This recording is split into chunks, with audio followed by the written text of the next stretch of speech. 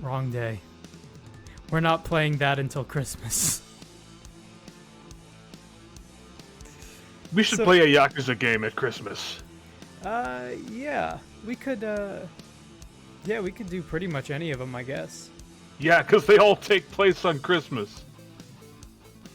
Maybe that'll be a good time to start 0. Yeah. Get psyched! I feel like, for me, it would either be 0 or Kiwami 2, which is, like, such a weird place to jump in, but I feel like modern Yakuza really starts at Kiwami 2. Or, well, it starts at Yakuza 2, but Kiwami 2 is a good starting point if you don't want to load up a PlayStation 2. I don't know if this... Do you know if the music here was specifically made for this game? Because I feel like I've heard this sound font before. Like, this specific ramp up. I mean, it's sold as an official soundtrack. That I know. Maybe I'm just caught in a fugue state. Possible. God, I love this. Now, are we starting off from... Yeah, we are starting off from where we left off. On our way to defeat the Great Old One. Oh, we're just getting right into it. It's time to get psyched. Yeah, look at these little guys. They got no shot. Oh, I don't like that. Big monolith of grossness.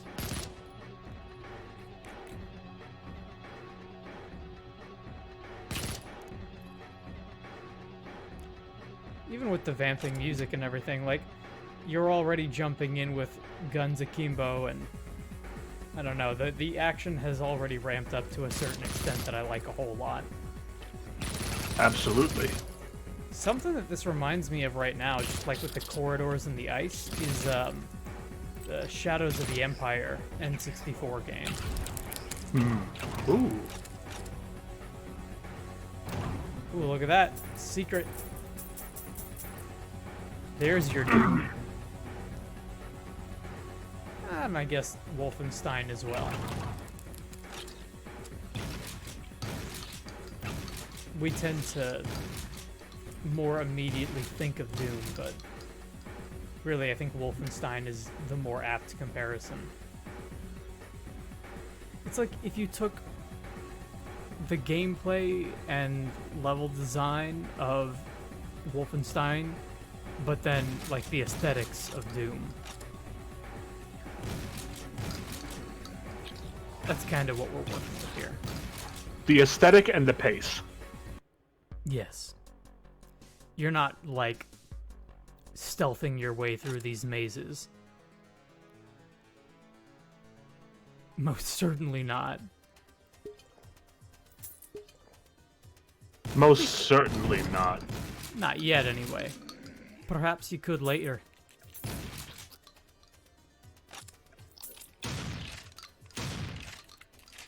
If you're just joining us, it is 3:15 in the PM, for me at least, 12:15 in the PM for you. Mm-hmm. We are blasting away at Yetis in another ice cavern. Just another day for, we come up with a name for this guy yet? The Project Warlock. The Project Warlock. That's his name. It's like a project car, but it's a warlock. Because we are working on him, and we are developing him. Yeah, okay. That's fair. I'll take it. Grew up in the Warlock projects. That's right.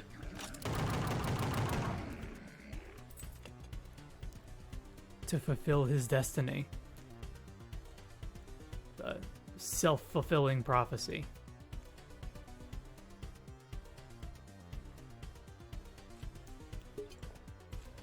Now, the last thing that I remember was us hitting a bunch of different switches to unlock a gate. What are we doing this time around? Collecting keys. Like you do. Differently colored keys? They are. That's what I like to see. So far, we only have the blue key. Oh, There's the red key. Sense, pretty much. I was gonna say, like, those are pretty much the two colors that we've seen so far. Blue, everything, and then red that gets onto the blue.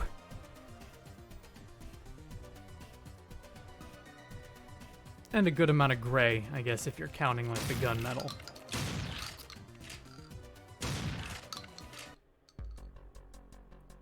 Look at those ice chunks. In the opening chapters of Jim Butcher's Cold Days, Harry Dresden fights what I would describe as an ogre, who he's not allowed to, like, for circumstances that he can't control, right? He's not allowed to shed any blood on the floor in which they battle. So with a 1-2 punch, he freezes him into like a solid icicle and then force blasts him into a bunch of icy gib chunks in about the span of 10 seconds. It's a good book. Everybody should read it. Excuse me, I just had something stuck in my teeth. I had to deal with it or it was going to drive me crazy. Oh no, it's all good. I'm just talking about ice chunks. You did a good job covering for me. I'm glad. But I'm ready to continue. And yeah, that is that is very much the style of this game. There is even a freezing blast that I could totally do that with. Now, if you pop somebody after having frozen them, can you consider it a freezy pop? You can. I'll allow it. That's what I'm going to do from now on. It's the distinction I've chosen to make. Yo, Paper Cody 64. Yeah, no, this game is pretty incredible, especially considering we chatted about this a little bit during our first stream, but it was made by one dude as a high school student. It's been on the internet for a little while, but right now it's on Steam for like less than $5 still. It's really, really good. Next level. Any Let's do it. decent game that you can get for less than the price of a single coffee, I'm down for. Oh, look at this level. I love this level. You don't even bother opening the door, you just shoot it down. Fuck that shit. Blast it. No time for this. No time.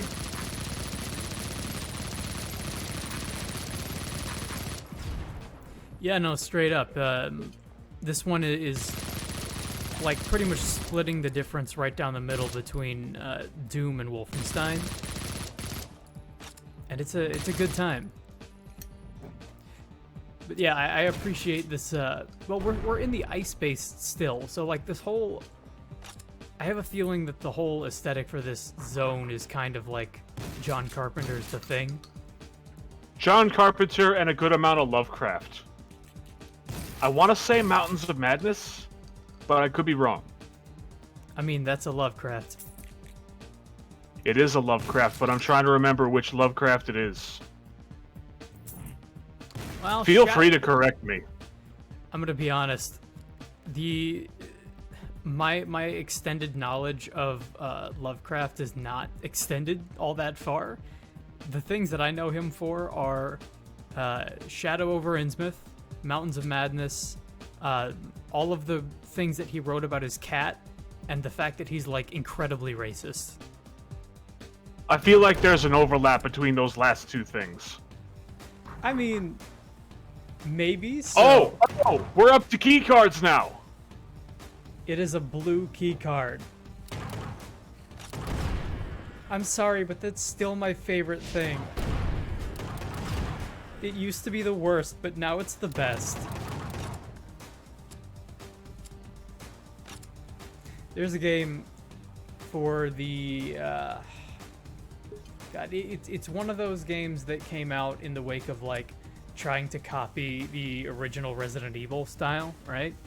It's called Deep Fear, and it takes place entirely like in a submerged underwater location, and that game is the worst about going back and forth and collecting key cards, on top of having what I would describe as like a grenade-based everything system, in which every room that you go through, you are always running out of air, right? You're always grappling with a limited, finite air supply. Yeah. And one of the items that you have are like flashbang grenades, except when you throw them, they just release more air into the room. Brilliant. And that's like a full third of the weapon or item types in that game is just different types of grenades. It's also not very good. I gathered. I like There's that idea. red key card. I like that idea a lot, but the game itself is not great.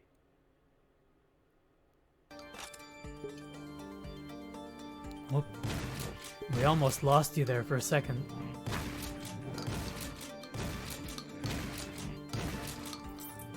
You got this whole thing with like the super gray, lifeless corridors that are just being splashed with red and red and red and more red.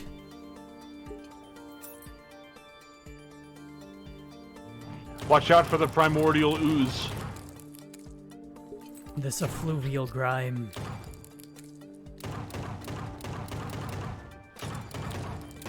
What's more, we're now getting some of the high-end synth work in here.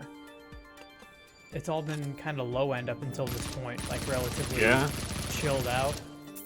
And now it's like gaining... Starting to pick up. It's getting a little bit more confident in itself. It's starting to resemble like 007 Nightfire. In a weird way.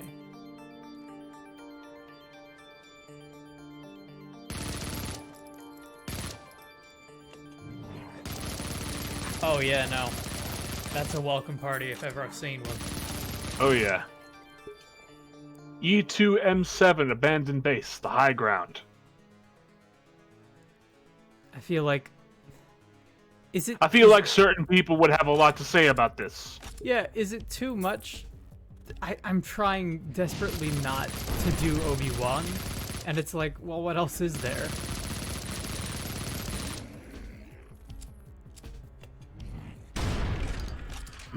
I'm mostly just thinking about Doom here. You're Because thinking what about- else would I be thinking about right now? I'm thinking about the high ground. It's over, Anakin!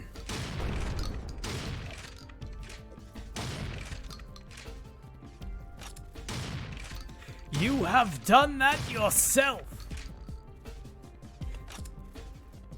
That's right, we're in the high red ground. key card. Well, see, yeah, no, now we can't be stopped because we're in the high ground. True. Although, I guess it makes me wonder, if we're all on even ground and all taking the high ground, theoretically we should be at a standstill. I think at that point it just has to go to whoever's tallest. I think those things are the tallest. Not anymore. Speaking of the tallest, you know what's a real shame? Yeah? Zim never got any of his own dedicated video games. Yeah, that is a shame. He is, however, a confirmed racer with a confirmed level in the upcoming Nintendo kart racing game. That's pretty good. It, like, I guess I'm super shallow. Big surprise there, but that almost by itself makes me want to pick that thing up. I'd just love to see it. The first one was not good, but the only reason it wasn't good was because they chose like such a relatively small roster of characters that nobody really cared all that much about. This time around, I mean, they've got Zim in there. That's all I care about. And hey, you know what? Zim may not have ever gotten his own game, but we did get the Destroy All Humans series. I'm looking forward to playing that when it comes out. You have no idea. Oh no, me too. I love those games. I don't even know if I want to play it for the channel, because I just want to be able to play it. If they ever remade the second one, which is a big ask, I guess, I would definitely play that for the channel, because I must have spent like full-on days of my life as a kid playing Destroy All Humans 2. It was like one of the first games I had for the Xbox, I think.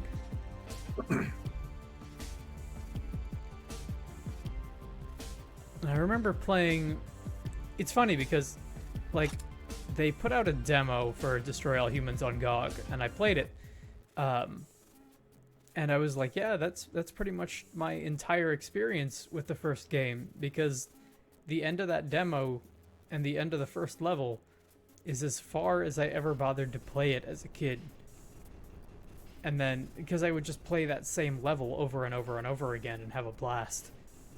And then I got the second one, and I played that thing all the way through.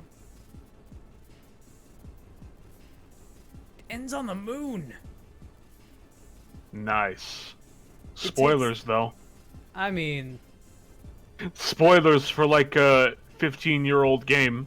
Spoilers however. For the plot of Destroy All Humans 2. I feel like it's gotta be more than... Is it more than 15 years now? Probably not. Probably around 2004, 2005.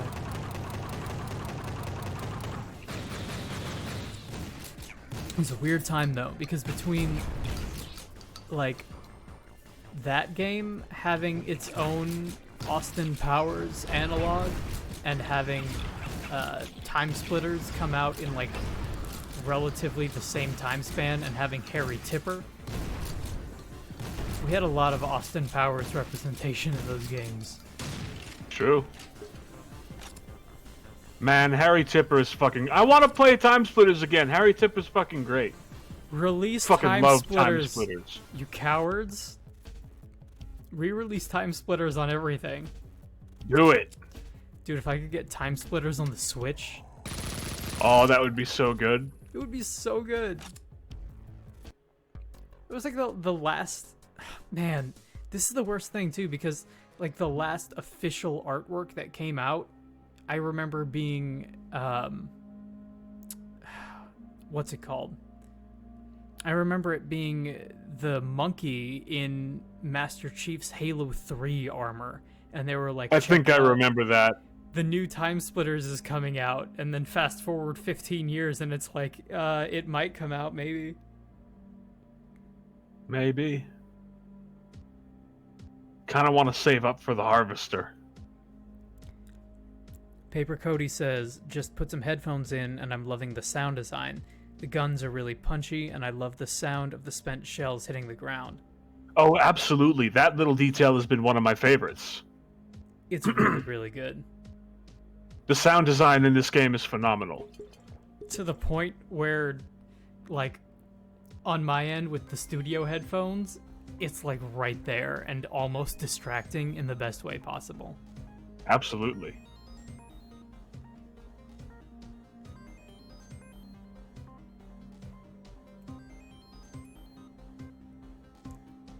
Alright, what are we getting this go around? I decided to go for ammo up. Can't go wrong being able to hold more bullets. Yeah, no, I support that. Think I'm gonna save up for the Harvester, though. Oh, man. Did you ever play Harvester? Nah. Harvester is... You want to talk about games to maybe play around Halloween? Harvester is one of the more... There was a time when it was among the most controversial and infamous games of all time. Because it was... Yeah? Yeah, it was well, you know those point and click adventure games with, you know, generally kind of bad nonsensical puzzles to solve, right? Mm-hmm. It was one of those that was kind of like a Juve Bowl level mean-spirited parody of the genre. The genre being? Point and click adventure games with bad puzzles. Yeah. Featuring such delightful sights as cannibalism, incest, and a baby with its eye falling out.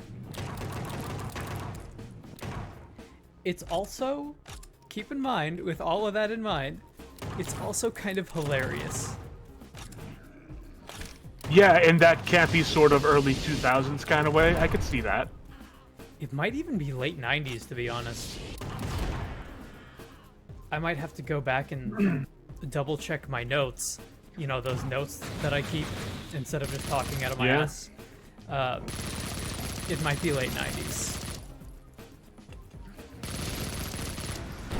Because it was like, as much as it was a parody, it was right up there with like King's Quest and the other Sierra games.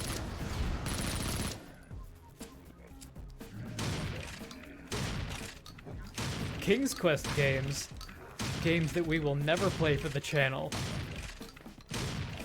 Games that I don't think anyone should ever play. Yeah? Unless your name is Slow Beef or Diabetes. Don't ever play those games because they're pretty bad.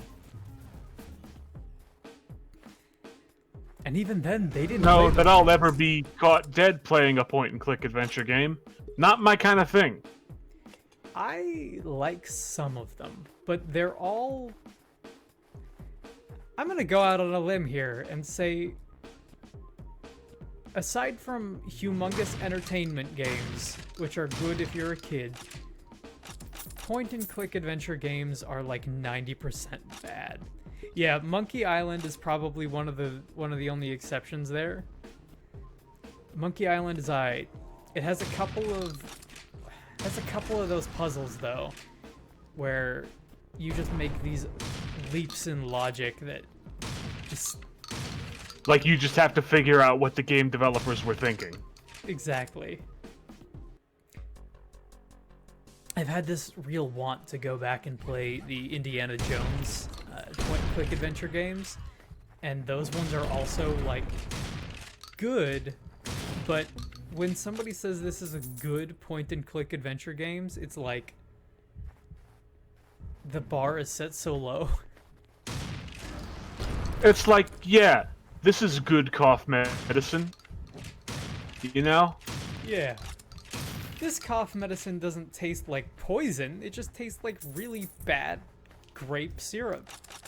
Mm-hmm. Yeah, the death certificate puzzle. Absolutely.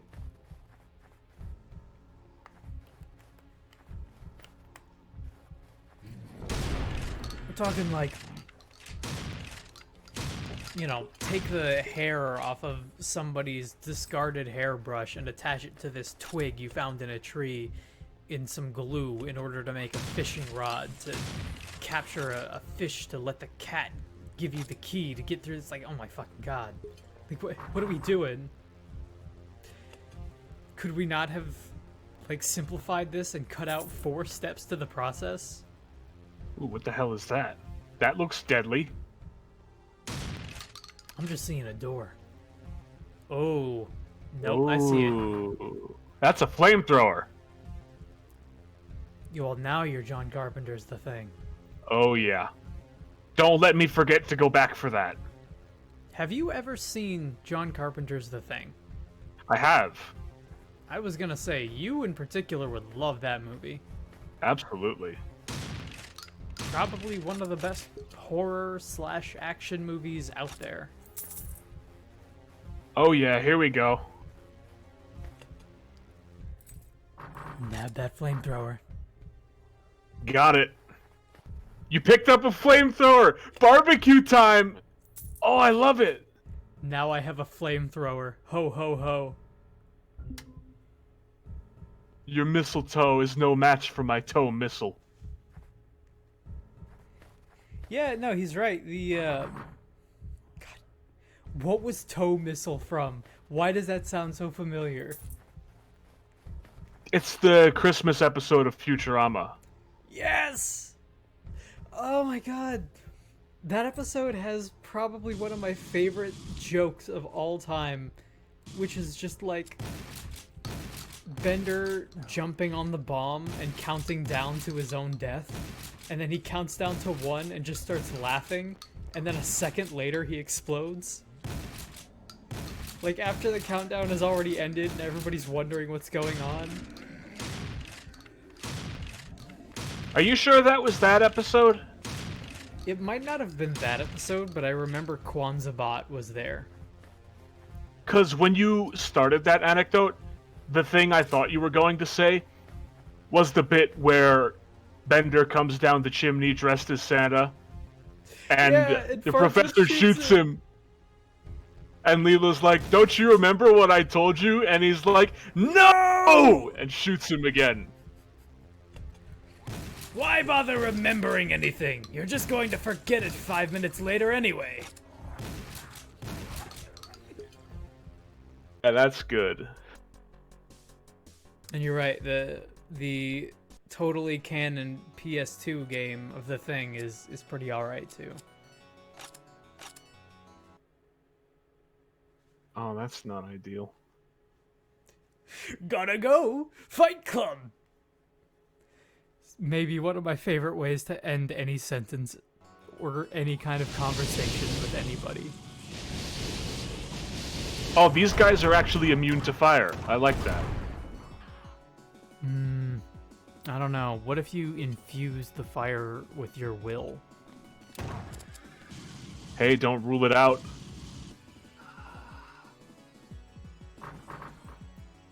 Our stream notification for this is Fuego.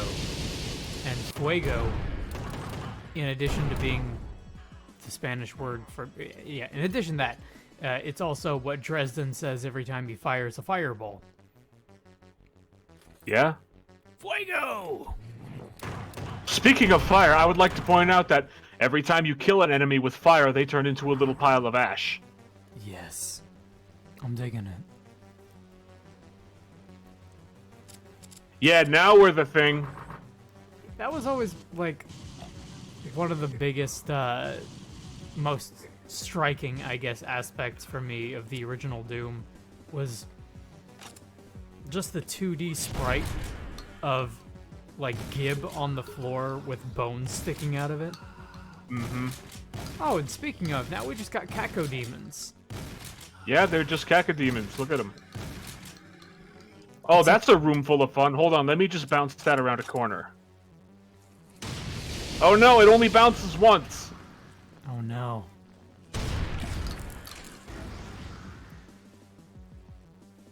I will say though, the instead of Cacodemons, they look like they're just beholders. Which, there's a lot of overlap there. Make no mistake. There's a point in Buffy where a beholder shows up and they have to go to talk to it to try and figure out what, like, the end of the world prophecy is. And they do the thing I love in that kind of fiction where he's all like, all thee and thou and thy, and ye can't stop what fate has already been wrought upon ye. And he's like, there's gotta be some way to stop it. And he's like, what, am I talking French here? You can't stop it, there's no way. Just this big talking eyeball. Pretty good. Also, you may not have noticed, but that enemy was called a thingy. I like that. Eldritch, Looker, Thingy. That's what they're called. I love it.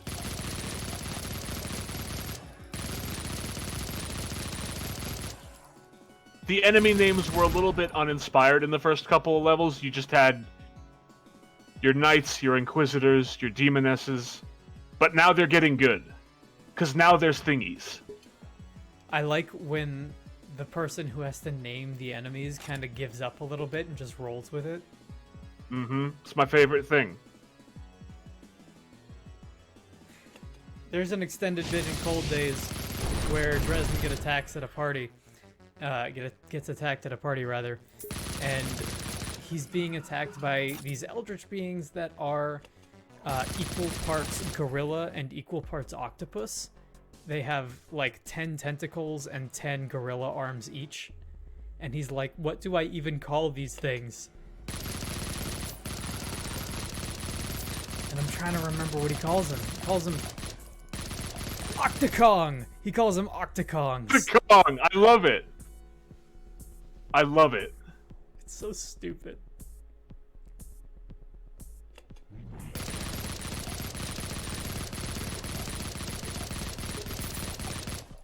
Octokongs are so dumb. Because this series has been running for so long, and it has so many weird types of enemies in it. There's one creature of the Fae that I may or may not have mentioned to you before that I think you would really like. It's called a Rawhead. And what a Rawhead is basically an evil spirit that has taken physical form in, let's say, the woods or the mountains, and it just feeds on carcasses until somebody eventually comes along to stop it. But this Rawhead has gotten so large that it is just a, like, humanoid but 12-foot tall writhing mass of bone that's just covered in, like, dripping fresh gore. Metal. And every time it shows up, Dresden is put into the situation where he's like, I can't stop this. I have no idea how to fight this thing.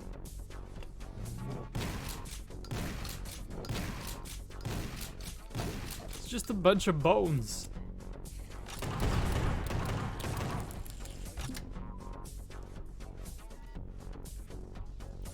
How many keycards are we up to at this point?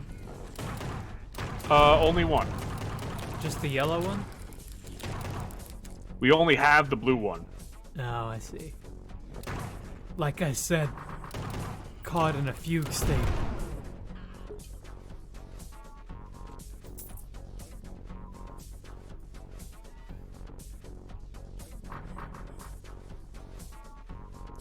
The music's going like full-on techno at this point. I'm loving the variety. It's like we've jumped into the rave in Zion in the Matrix. And the thing that I like about... Like, it's changed because the theme of the game has changed. Before you had, like, your church organs and your pianos and shit when we were in the castle. Now it's completely different. Everything has... Like you were saying before, everything is like distinctly its own. Mm-hmm.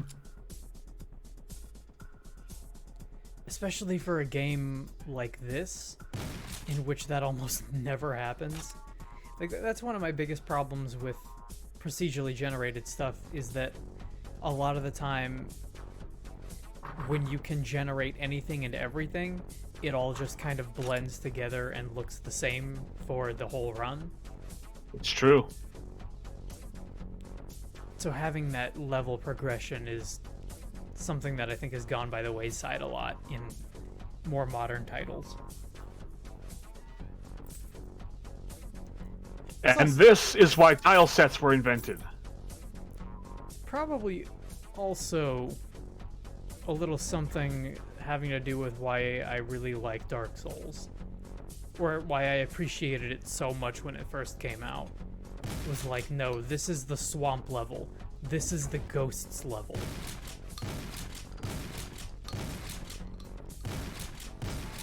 Ooh, look at this guy. He's having a bad day. Shadow of the East. I think this is an Easter egg. It's possible. Maybe it's supposed to be like Shadow classic Warrior, Lo Wang. or- Yeah. I can't believe they're making another Shadow Warrior. I hope it doesn't suck as much dick as the second one did. I'm glad I didn't buy that second one. I really hope it's better.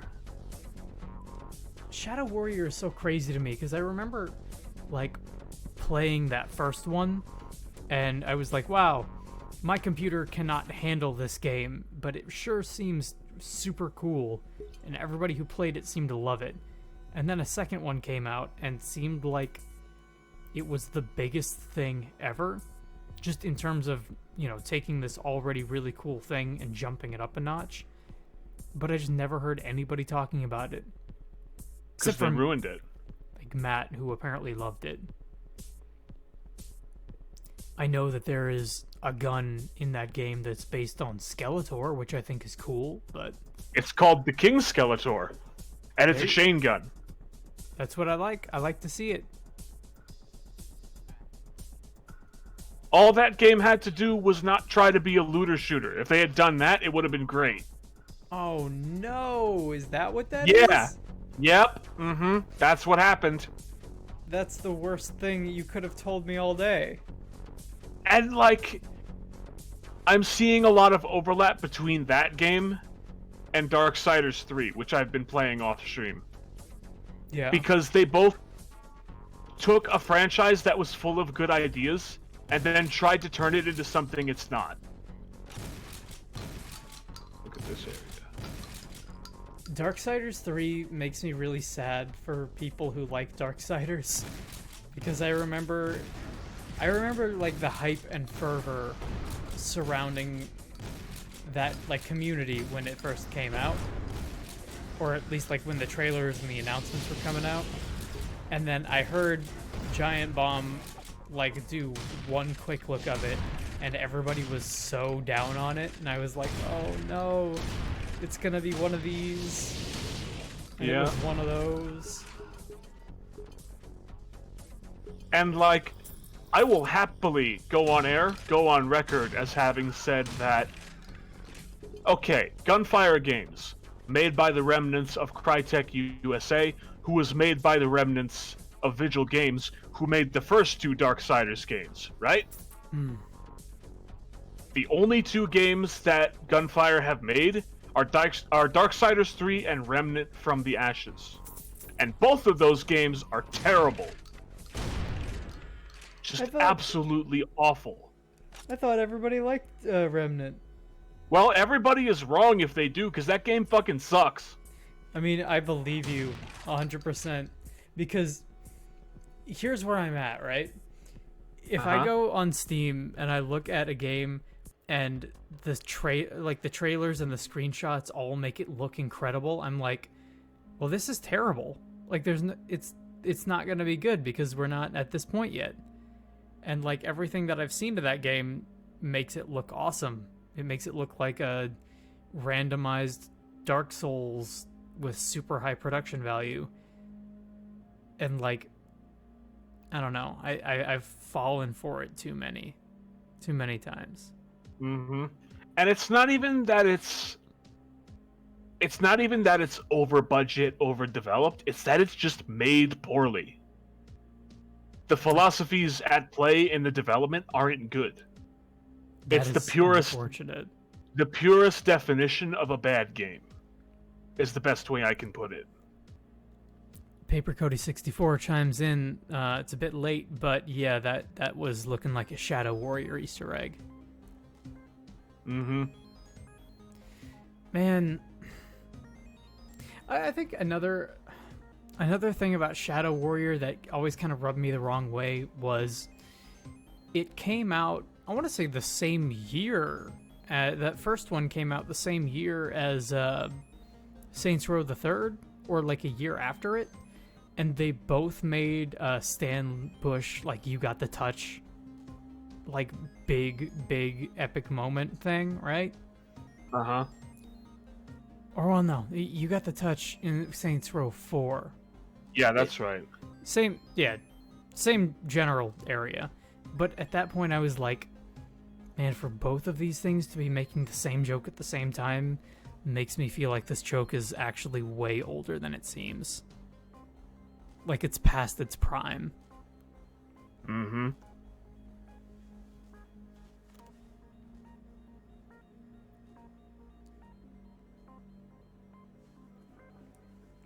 Oh, here we go. Boss time. The great old one.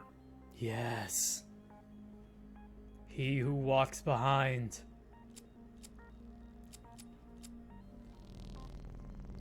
Hope Slayer, King Tumor, the one who walks behind.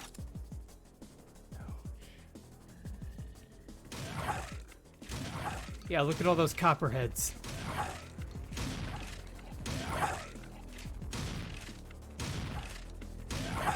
It really makes me want to play, it really does make me want to play Prototype. It's funny that you say that, because copperheads are, the actual in-game name for them is Hydras, but the military called them copperheads. Mm-hmm. I do remember that.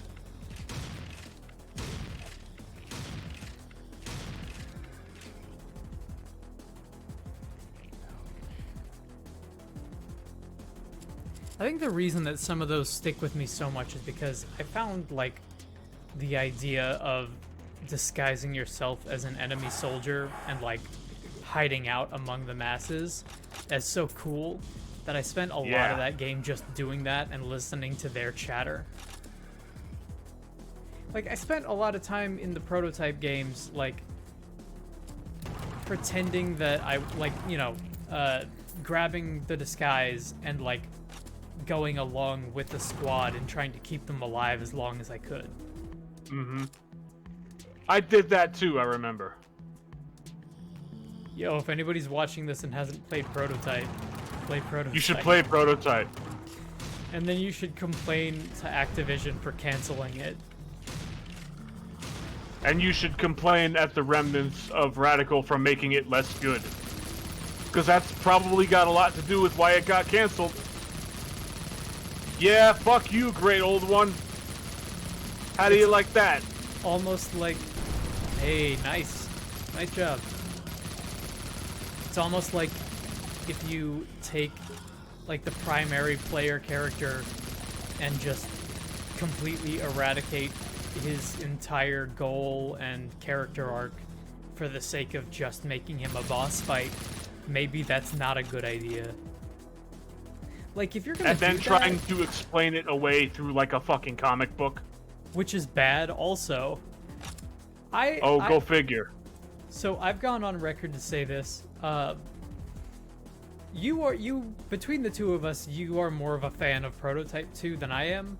I don't like that game very much, but I will say that it is better than the comic book, at least, which is just bad. The comic book also has, like, issues of just tossing stuff in there for shock value. A hail of sleet and snow descends upon you. The weather is the only resistance that remains in this frozen land now that you've eradicated the ancient abominations. A lesser man would have been brought to his knees in the face of those foul creatures waking from their millennia-long slumber, but not you. The blood pumping in your veins has run cold. You could use a tropical getaway right about now. You can feel your strength growing. Slowly but surely, you're becoming confident in your ability to end all of the world's evil and free it from eternal suffering. Yeah! Alright, Max Payne. What if Max Payne was a warlock? Man, this is so Max Payne. Just that shot. I love it. And now I can get the Harvester. And I'm going to. Hey kids. Yeah, give me that quad barrel! Don't read the Prototype comics. They're bad and bad Don't for do you. it. If you want to see full frontal nudity on a pregnant dead zombie, then I guess go read those comics. Wow. 'Cause they suck.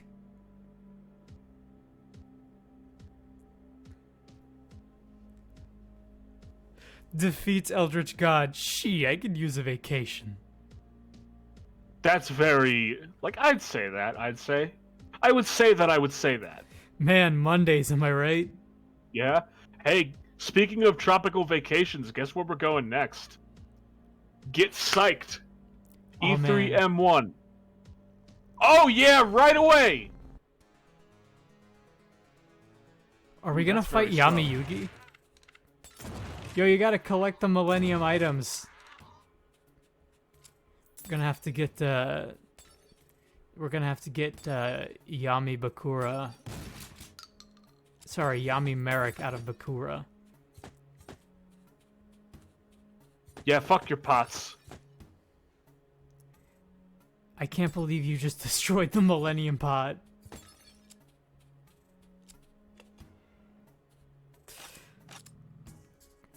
Yeah, and now we're back to like a relatively kind of chilled out. Like there's a good beat and a good little bass line in there, but it's all buried. Yeah. Taco Night at James Earl Jones. Yep, you're right. When you're right, you're right.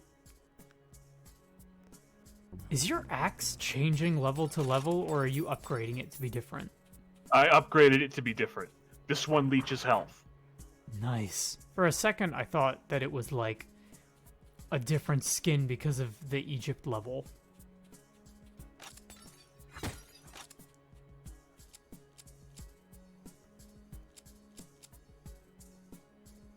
Honestly, the thing this music reminds me of is the original Deus Ex, which has some pretty fantastic music in it. The Executor spell is now available in the workshop. Oh, listen to that! Yep, that is a beat. That is a groove, a funky rhythm, if you will. And we're back to just keys.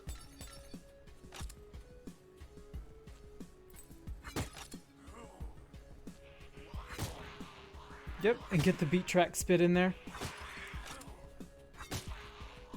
This is a good one, actually. Yeah. This kind of reminds me of when I would spend 3 or 4 hours just screwing around in FL Studio and see what would happen.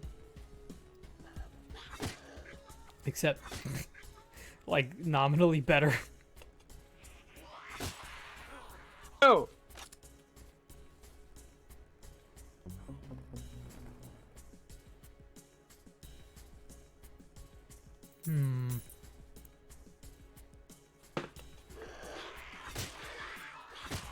Yeah, no. Nice to hear desert music that isn't straight up strumming, says Paper Cody. And you're right. I feel like this could have very easily gone in one super lazy direction. It's like every time you're playing like a Mario game and it's like, oh, I wonder what they're gonna do for the ice level. Oh, it's it's more Jingle Bells. Of course. You get those sleigh bells in the background. When I say Mario games, but I'm really talking about like every 2D platformer ever. Mario is usually pretty good about not doing that. But every game that tries to copy Mario, like whenever there's any kind of ice or cold level, it's always just the same thing. And it's straight up the same thing for any level based on Egypt or desert. It's always like that one same kind of vibe to it. Mm-hmm.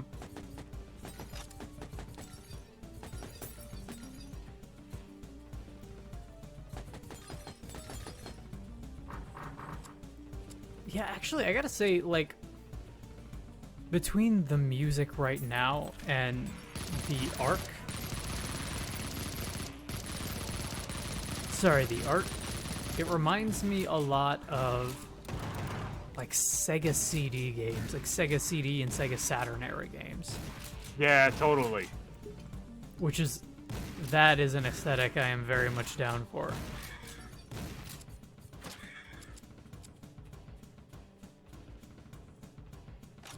And yeah, no, you're right. As far as these games have gone, as we've gotten farther and farther away from Bug Fables and closer to the new Paper Mario that's coming out, I've been hearing nothing but better and better things about Bug Fables. I started hearing that it was the Paper Mario that everybody wished Paper Mario was, and that just seems to be like more and more of the popular consensus. Bug Fables. Turns out it's good. I'm glad to hear that. Me too. Speaking of good games, we will get to this later, but holy man, I was watching... So this morning I streamed a little bit of Deadly Premonition 2, just for the hell of it. And a comment that I saw on another stream of the game was, boy, after Last of Us 2, this is exactly the kind of game everybody needs. And I could not agree more. I like when my video games are video game-ass video games. And that's one of them. Mm-hmm. You want to talk about a game that has, like, fallen out of time and into a portal. That's one of them.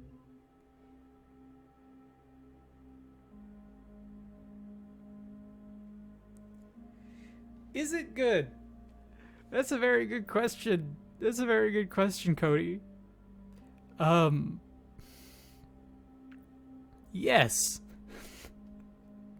Yes, I say, laughing. Everything that was good and bad about the first game, it is good and bad about the second. It barely runs. It runs extremely poorly. It's incredibly awkward, and I think I'm in love with it because as like a piece of art, it's fantastic. If you're looking for a game that is like a satire of video games, yeah, it's good.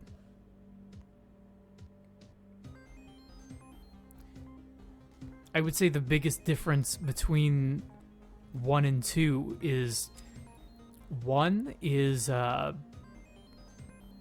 Deadly Premonition 1 is the Twin Peaks video game that we never got. And Deadly Premonition 2 is the... What's that Matthew McConaughey Southern detective show that came out not too long ago? The one with all the antlers everywhere. Because it's that. I feel like I know the one, but not by name. The one that everybody wouldn't shut up about and now doesn't talk about anymore. True Detective. Ah. It's True Detective, the video game. In that it's literally just the same game, except this time it takes place in Louisiana. Sorry, New Orleans. Interesting. No, it doesn't take in New Orleans. He's on his way to New Orleans. It takes place in Louisiana. It takes place in a small town called La Serre. It's French. I'm not French. I never got my degree from Mime College. Listen, I didn't go to French school for 4 years to learn how to speak French, alright? They taught me how to buy this beret and to make it look good. And it does. I did. I consider that money and time well spent.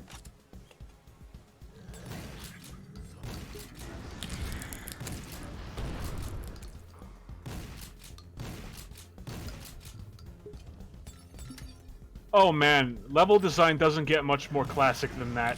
You pick up the key item and a bunch of pillars that were actually elevators descend, and there's a bunch of enemies on them. I love it.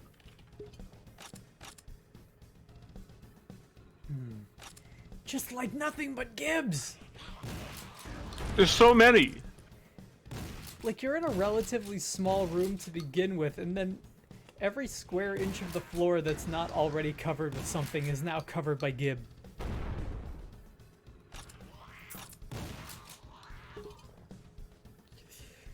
I'm also really liking the, like, enemy cries that we're hearing at this point, because they've stopped being like, "Urgh," and "Urgh," and they've started being, "Wow! Whoa!"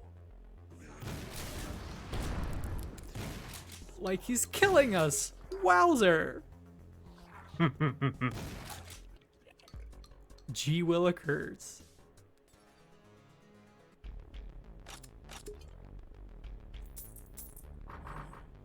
Owen Wilson on helium.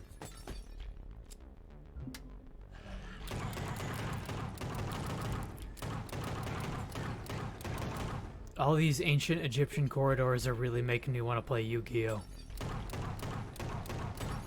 All these ancient Egyptian corridors are really making me want to play Serious Sam. Hey, we're getting a new And to Serious that- Sam. Yeah, and to that I say there are two kinds of people. I agree. Next topic. What are those two people, Vix? People who like Yu-Gi-Oh! And people who like Serious Sam. I like Serious Sam and Yu-Gi-Oh! No, there's no overlap. You're not allowed. Fine, I like Yu-Gi-Oh! More than I like Serious Sam. That's better. It's time to decide.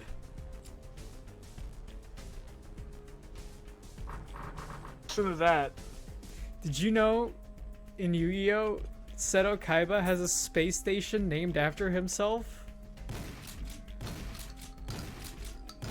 Did you also know that he has 2 theme parks also named after himself?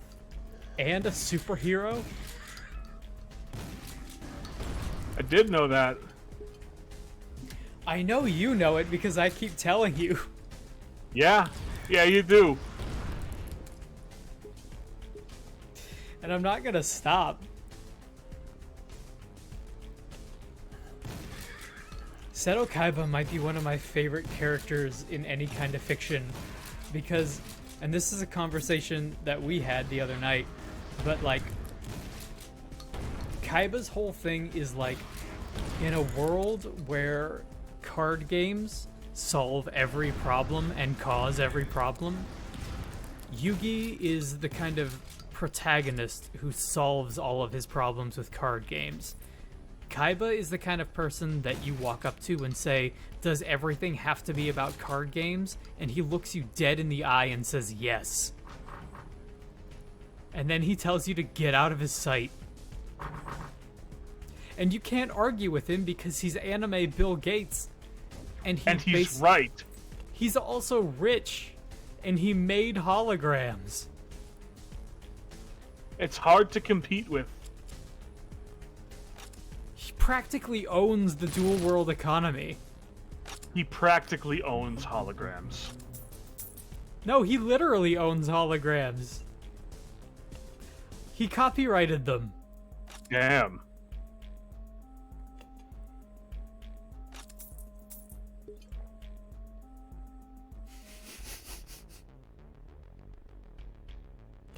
His voice is also really fun to do.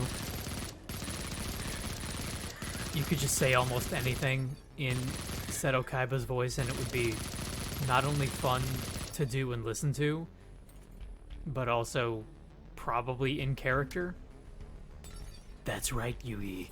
I'll even sacrifice God. I'll kidnap 1,000 children before I let this company die. And I'll silence anyone who gets in my way. Even me, big brother? Shut up, Mokuba.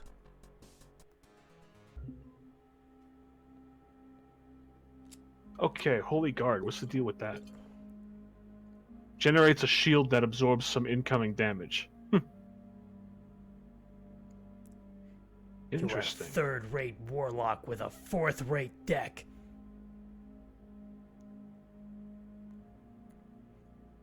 Yeah, that's your ward, I guess. I went for the auto shotgun instead.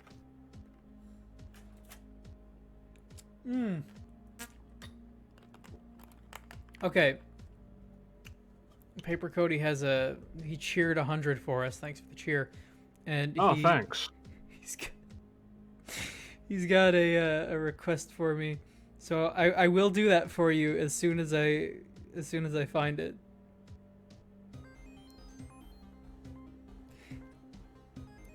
Cheers for 100 and asks, can you do Steve Buscemi's Spy Kid line in Seto's voice?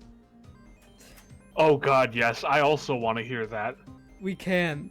Enjoy all of this while I go and find it. Yugi, do you think God stays in heaven because he too lives in fear of what he's created?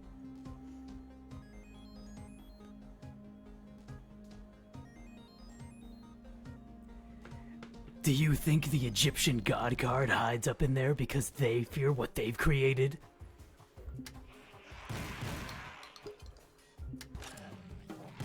Who is Oh the... yeah, look at that. Oh, what's this? Oh, it's nothing. You've got to It free looks the like three some kind of sacred beasts. artifact. Oh yeah, that's the Millennium Rod. Even the Egyptians have explosive barrels. Yeah. They're just explosive urns, that's all. You know, they're filled with gunpowder. Yeah. Paper Cody, cheers for 100. Thanks for my new ringtone. You're welcome. Anytime. I'm looking forward to hearing that story. Oh, what the hell is hitting me? Oh, what the fu- Oh, it's a trap room. Interesting. And Iron Man isn't even here for this one.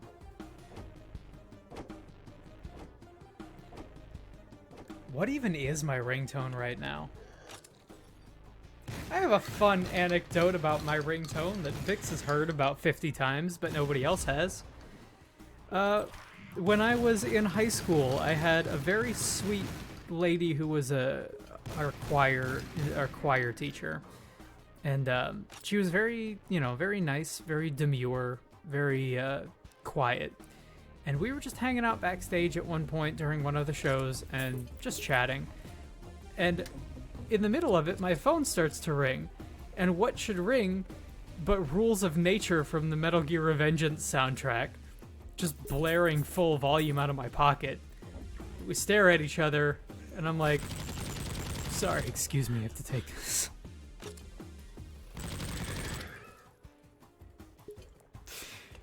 I have a somewhat similar story regarding a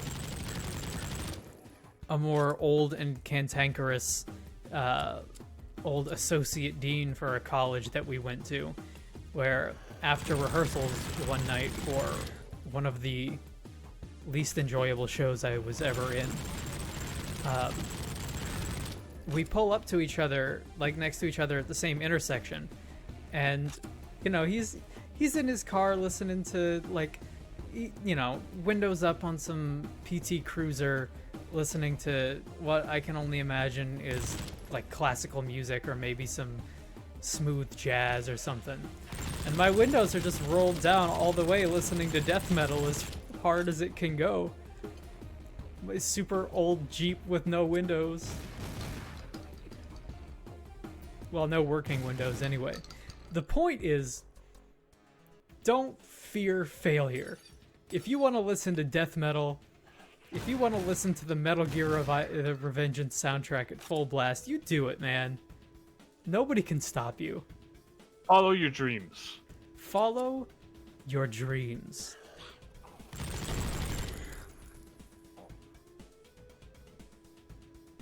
Also, while you were telling that story, I picked up a chain gun. I see that. Ho ho ho.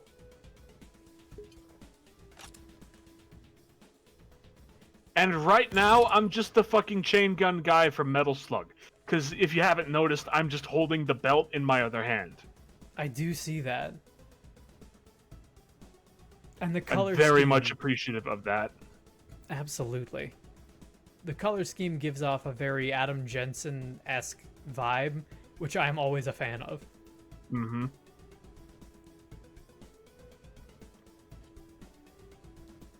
All right, later on, Cody, take it easy, dude. Yeah, no, I mean, like, we now also have definitive answer as to who touched Sasha, who touched Heavy's gun. Now we know. It was this guy. It was this guy. And just imagine they put the Warlock in TF2. I'd be so down for that. That's just Marasmus, though. Now, whatever you just said is too far past my time with TF2. Fair enough. the last thing I remember doing in TF2 was like the Man vs. Machine update, and maybe a Halloween after that. That would have... Erasmus would have been there. Yeah. You don't remember he was... I want to say he was in the very first Halloween comic as Soldier's roommate. Dude, no. I don't remember most of those comics. I remember the secretary lady. Yeah? That's about it. And I remember some stuff with Saxton Hale. Man, I miss TF2. We all do. Before the Manco store. Oh, man. Before greed and capitalism ruined everything as they are wont to do. Yeah.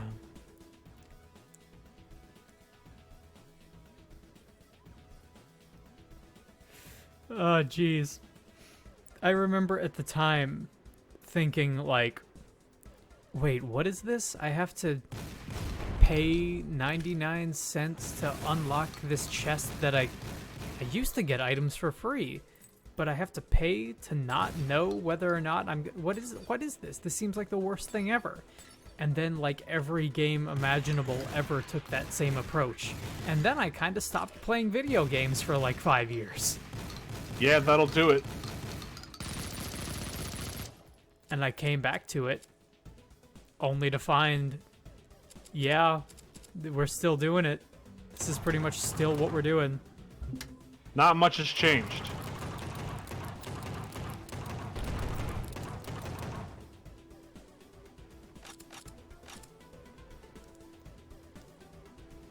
I really appreciate every time in this background music that I can hear the synthesizer just going crazy and doing its own solo.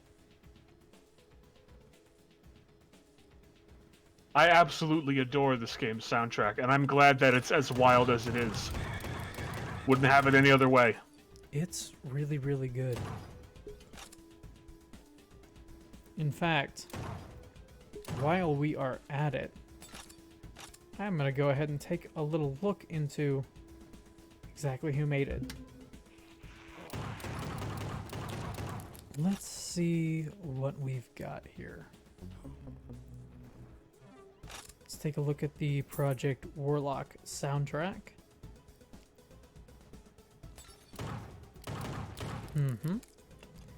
104 tracks.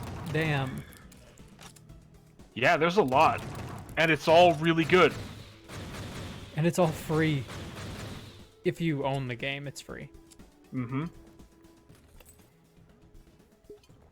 Which I think is just how it should be. If you buy the game, you should get the soundtrack, no questions asked. Because the soundtrack is part of the game. I would also agree. The only situation in which that is typically not the case is when you have a licensed soundtrack. Yeah, that's different. One more point for Vampire the Masquerade Bloodlines, because if you like vampire nightclub music and like metal, like experimental 2000s era metal, if you own that game, go check out your game files, because you've got like Lacuna Coil and Darling Violetta songs that you just own. No questions asked. They're just in the files. Made by a Jacob Sislo of Buckshot Software. I probably butchered your name's pronunciation, but dude, good work. Credit where credit's due.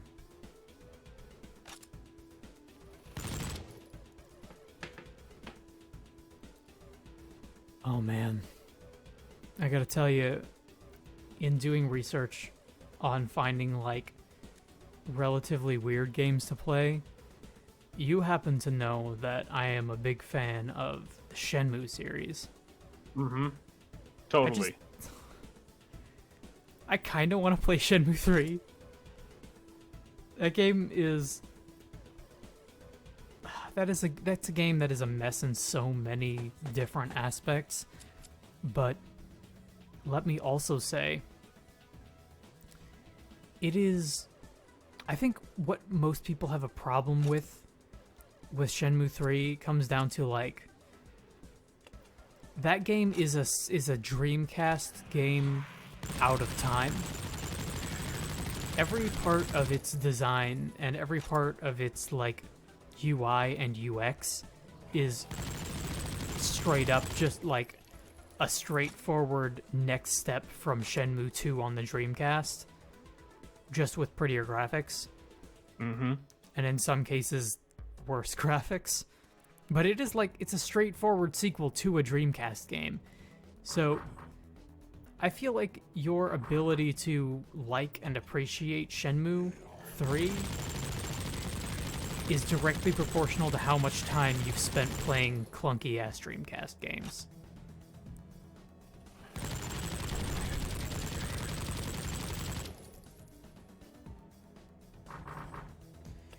If you're the kind of person who can look at Deadly Premonition and say, this is a really cool, like, weird PlayStation 2 type deal, then you'll probably really enjoy Shenmue for being old and weird and, like, crazy ambitious. Shenmue is, like, weirdly ambitious now, let alone when it came out on the Dreamcast. So that's so. I don't know a whole lot about it. All I do know is that it and Yakuza have a lot of shared DNA. Yes. Whereas Yakuza is like a playable Japanese crime drama, like on TV, Shenmue is a playable kung fu epic revenge story, like a kung fu movie, but told in real time. Like, you know how Yakuza has all of the life sim elements? You can go and hang out and, like, go to the Club Sega and play arcade games, or... Mm-hmm. Shenmue has a much, much bigger focus on the life sim elements and a much smaller focus on combat. Like, combat happens, but when it happens, it's only because it's a part of the story, and everything else is, like, the day-to-day life sim and investigation into who killed your father. So it's a much more downplayed kind of deal.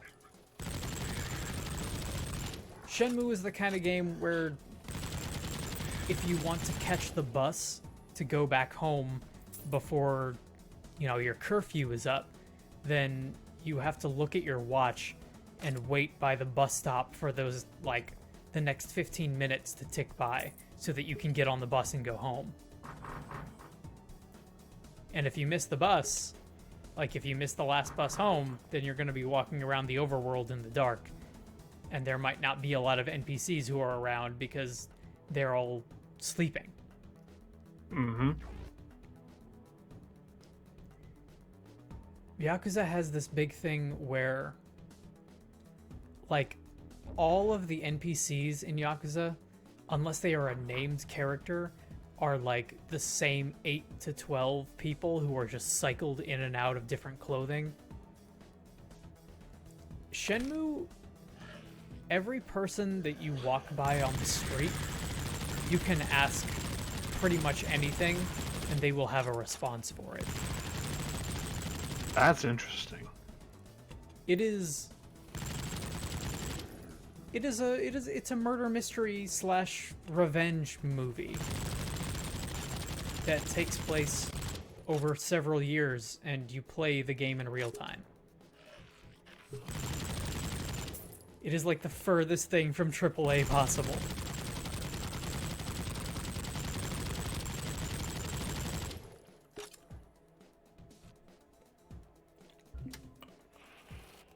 It is also the kind of game that is a lot more fun to watch than it is to play. Because the appeal of Shenmue is living in the world.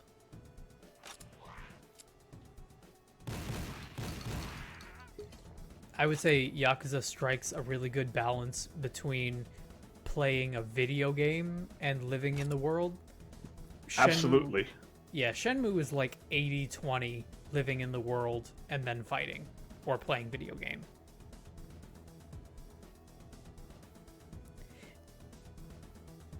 And there are mini games, like you can go to the arcade and play what is it? It's other Yu Suzuki's Outrun. You can go and play Outrun, I believe. Or like Space Harrier. Fucking Space Harrier's the shit. And it's that. I mean, if you enjoy that about Yakuza, Shenmue also has that. Shenmue also has like workable gacha machines with collectibles.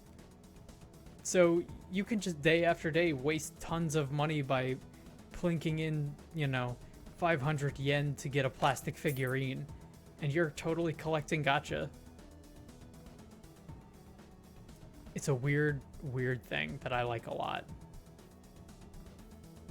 I actually started Yakuza Kiwami last night because I was just that bored. Oh yeah? Yeah. And I've been having a great time with it. I'm looking forward to playing more of it later. You haven't played Kiwami 2, right? No. You'll I've like only it a lot. finished 0. Okay. And I am pleased to report that a lot of the weird performance issues that 0 had on PC, Kiwami does not have. Yeah, I mean, for what it's worth, I played through the entirety of Kiwami 2 on the PC, and despite not having like the most powerful computer ever, it's totally playable. Like I never had any issues with it. It ran beautifully in 60 FPS pretty much the whole way through.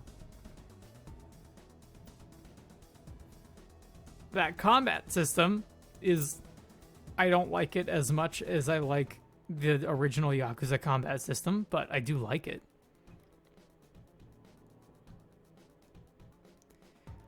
Yakuza 1, 2, 3, 4, 5, and 0 all play like a beat 'em up, kind of like an RPG that transforms into a beat 'em up. Kiwami has its own weird combat system that it shares with Yakuza 6, and I dislike it. Well, I don't dislike. I think it's worse to play, but it does allow for you to like more seamlessly enter buildings and stuff like that in real time, which is super cool. I think that's worth it.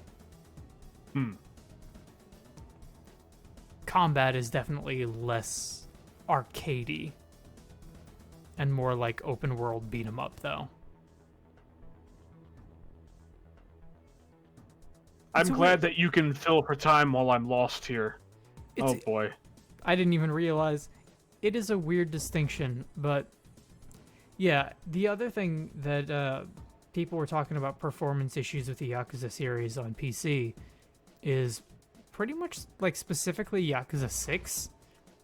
For whatever reason, that game has issues. I don't think that one's even come to PC yet because of the issues that it had on the PS4. And I didn't believe people at first either, because those games are typically pretty polished and well put together. And for some of that game it is, but there are definitely moments where you're walking around and camera movements and frame rates just slow to a crawl. Let me ask you while you're lost here. Are there any like walls that you can shoot through? Nah, those only ever lead to secrets. And the shitty thing is, I did see the exit, and I walked away from it, because I'm like, nah, I'm not done with the level yet. Is it not the and door? Now, no, this ain't the exit. This is the entrance. I feel like a fucking dumbass. Yeah, I don't know what to tell you. I mean, It's not one of those teleporters?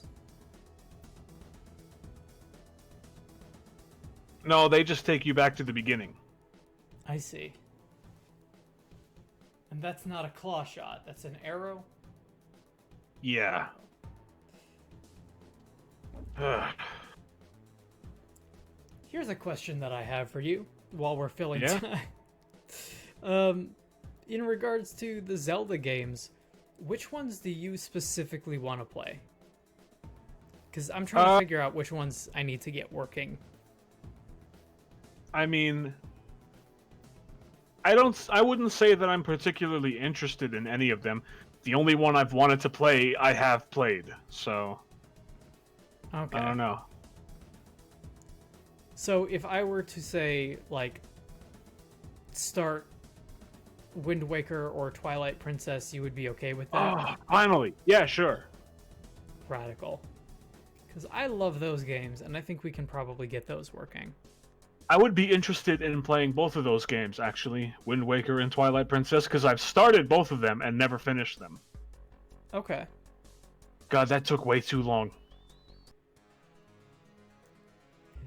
I feel like I'll probably try to run both of them, and whichever one I can't run, because I'm sure one of them will be problematic, I'll probably hand that one off to you instead, because you seem to be able to get those working better than I can.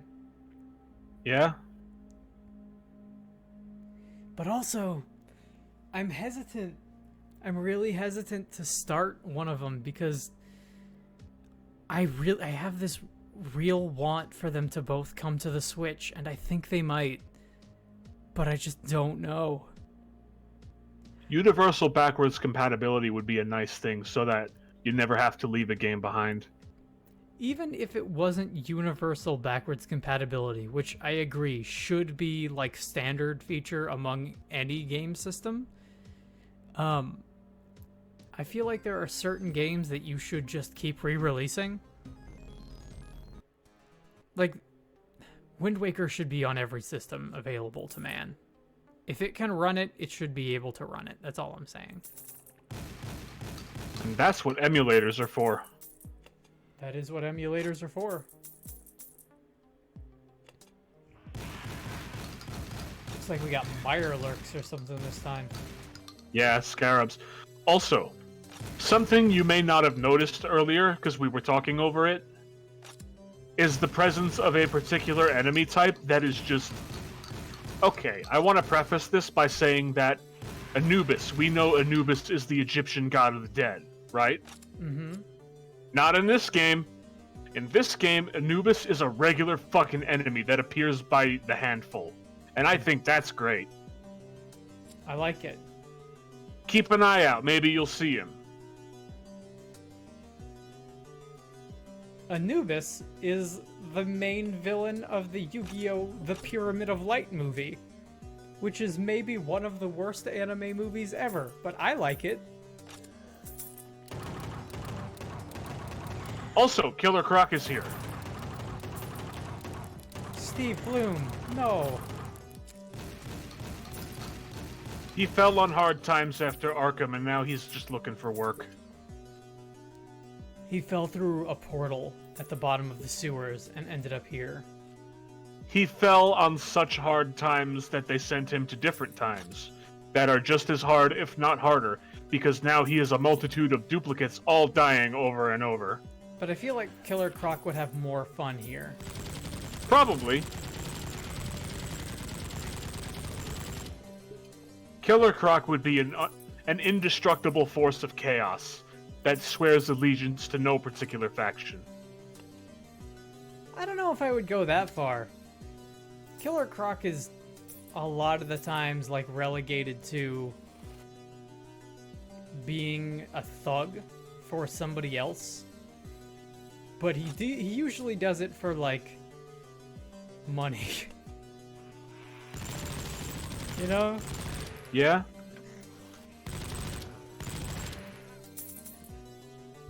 And that usually works out just fine for somebody like Penguin or Two-Face. Yeah, just... there's Anubis.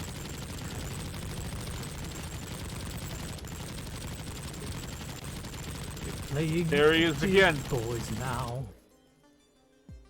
Playing with the big boys. Oh yeah, I heard him talk too. I heard him say something. I can just barely make out what he's saying, but it sounds like lie to me or something. Oh, you can charge your staff. I never even realized. Yeah. The longer and harder that you charge your staff, typically the more powerful the discharge. It's true. I'm sorry. And I the greater the apologize. recoil afterwards. The refractory period is considerable. Significantly lengthened. Among other things, yes.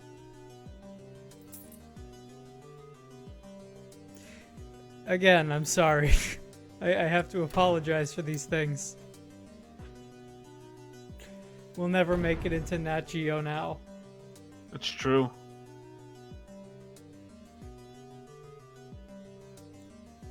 Can you blow up that wall? Oh, you just get Nah, through. it was the door.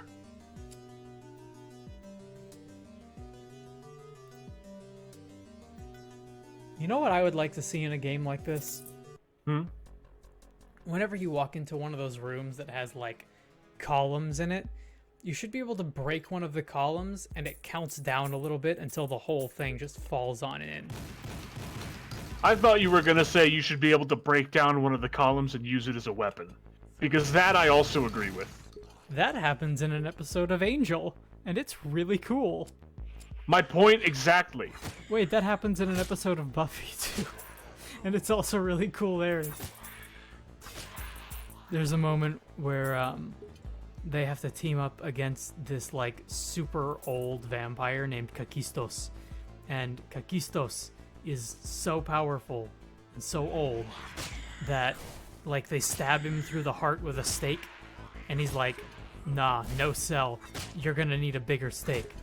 So Eliza Dushku just, like, breaks down this load-bearing column in the middle of the room and stabs him through the chest with it, and then he dies. That's fucking awesome. Hey everybody, go watch Buffy the Vampire Slayer. That first season isn't very good, but you can skip all of the episodes except for the first and last, and then just start on season 2. It doesn't matter, it's a really good show.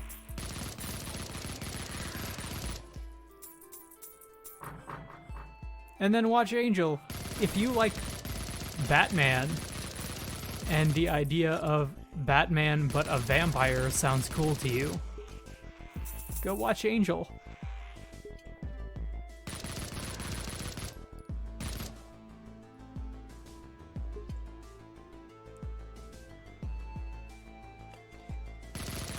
There's this whole episode of Yu-Gi-Oh! Where, actually it might have been multiple episodes, where they basically go inside of Yami Yugi's mind, and it's such a complex puzzle that the entire thing is just this ancient Egyptian labyrinth made of nothing but golden bricks. I think I remember that episode. It's, yeah, I mean, it's very striking, and it's filled with booby traps.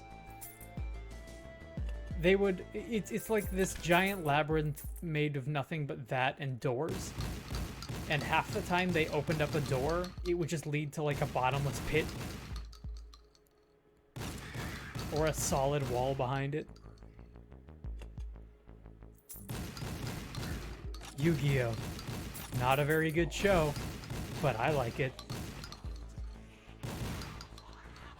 And I feel like that's as good a sell as any. It may not be art, but I like it.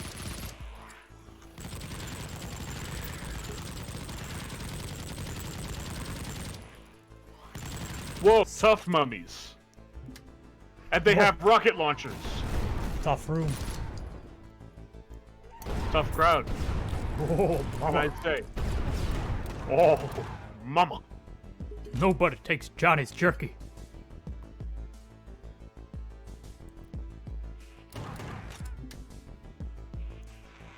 Time to assert my authority as an adult.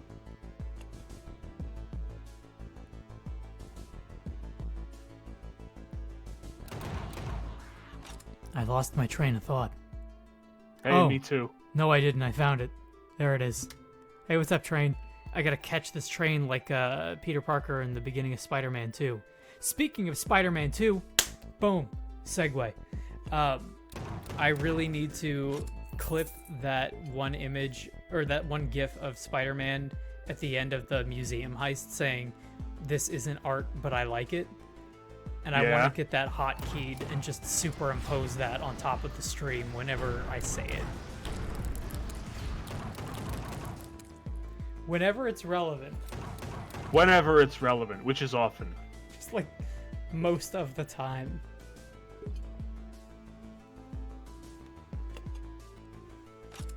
The Trails of Despair. Oh yeah, we're getting right into it. Despair! These trails have left me in despair. God, that's an anime I haven't forgotten about. And somehow also haven't thought about in years. It gets to a point where it's just a part of you. You know? Oh yeah. Sayonara Detsubo Sensei, I think is how you pronounce that. You know what I'm talking about? Nope. There was an anime called Goodbye, like, Despaired Teacher or Teacher of Despair. It's not an. I did not go to college for Japanese. I went for French, so I apologize. You went to mime college. I went to Boom, mime college. callback. And that's what you call good writing. But it's this whole series where, like, a teacher of a high school class is so fraught with despair all the time that, like, once every episode he's like, "Despair! This X has left me in despair!"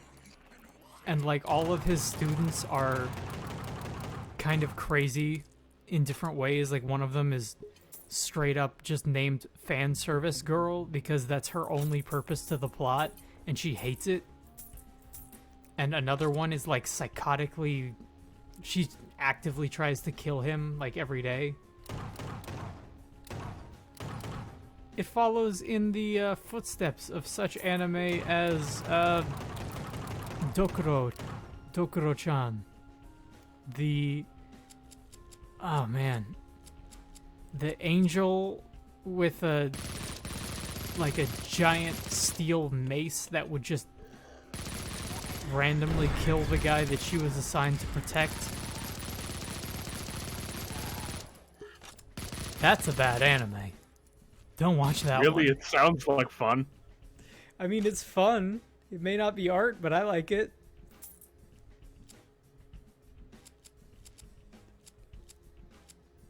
Take a look overhead. Look out. Here comes the Spider-Man.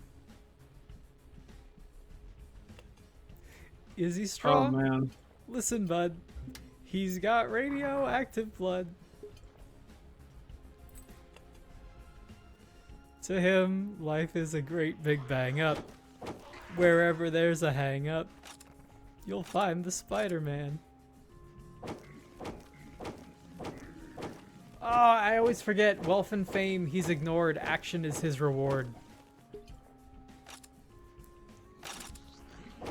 Which is really good.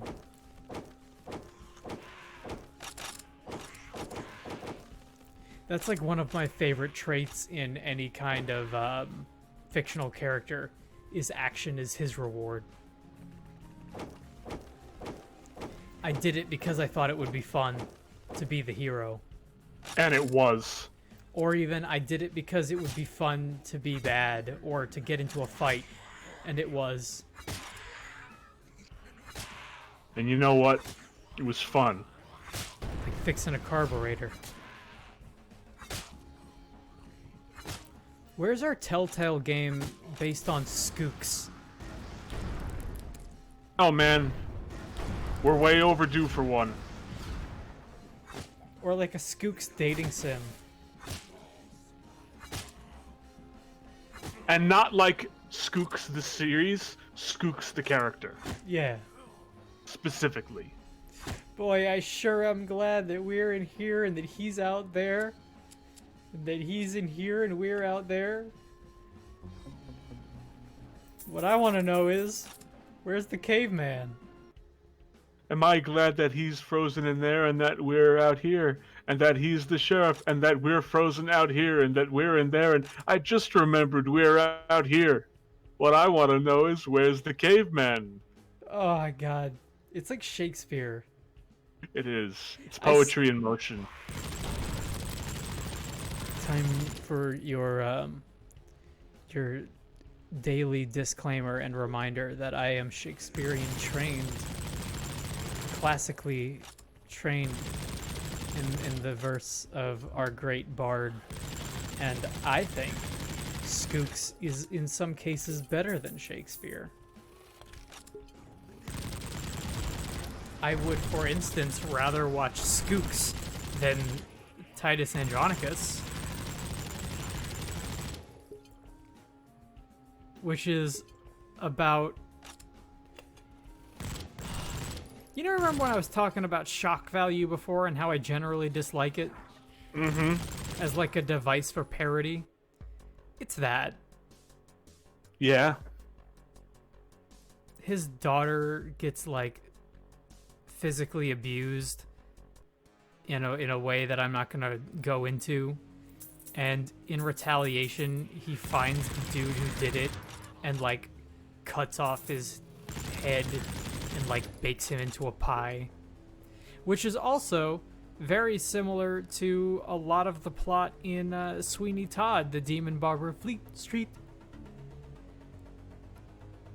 Only it doesn't have music in it, so. Or Christopher Lee getting killed with various implements. Oh, speaking of music, this is kicking off. Hmm.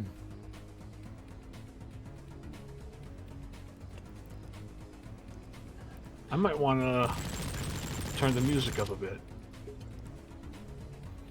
Let's do that. Yeah, go for it. By the way, speaking of music and having to change volume levels, the Deadly Premonition 2 starts with basically, yeah, that might be a bit loud on our end. Deadly Premonition 2 starts with like a straight up like James Bond music video, and I'm not gonna say any more than that, but I will say it is like wreaking hell on a VOD, because as soon as that thing showed up, I was like, well, better kill time for like a minute and a half straight, because it's mixed so high and so clear that it's like, well, goodbye, I guess, to anybody trying to put this anywhere. Can't do it.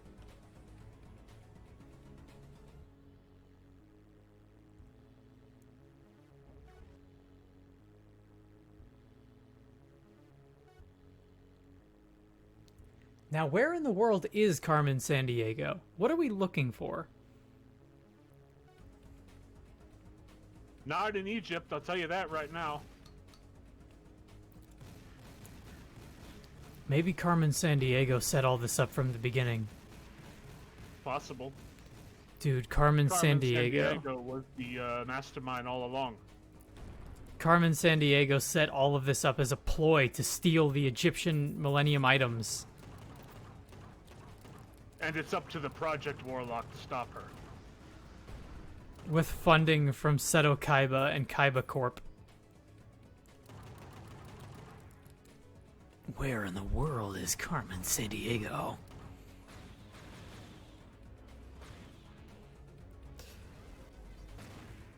Something else I really like about Seto Kaiba is that he shares the same voice actor as Brock from Pokemon, and once you hear it, you can't stop hearing it because they're really, really close.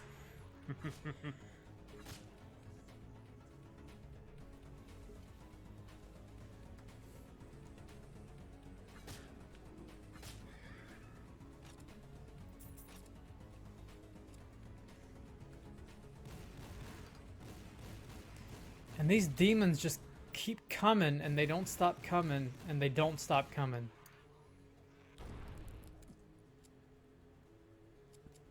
Now you're back to the tombs, and you hit them running. That was a lot of items. What the fuck? Maybe it's a boss fountain of some sort. Maybe.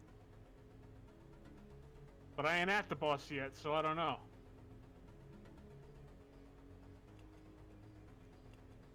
Maybe the game just anticipates you doing less good than you are. Less good. I went to college. Worse is the word I was looking for. Thank you. This is like an unreasonable quantity of items. Maybe the flamethrower is like the chainsaw in Doom. Maybe. Because this is a lot of items. I mean, a flamethrower is like a chainsaw for the cold. Just slice right through it. I went from having no ammo to being almost full on everything. Like the equivalent to a bandsaw or a buzzsaw, I guess, would be like a blowtorch. Yeah? Did you ever see that 2000, I want to say 4 Punisher movie with Thomas Jane? No. I've heard of it though, but I haven't seen it. It's not art, but I like it. There's a scene in that movie where he strings up a dude and like pretends to go behind him and torches back with a blowtorch in order to get information from him.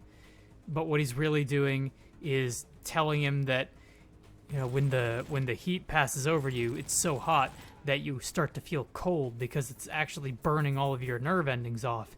And he's really just running like a popsicle down his back, and he's freaking out. That's awesome. It's a good movie. It's a good movie But with it also seems a little bit out of character. Yeah, a little bit. I mean, it depends. Like, I think that Frank Castle would go straight for the blowtorch. It depends on which Frank we're talking about. But yeah. Sometimes.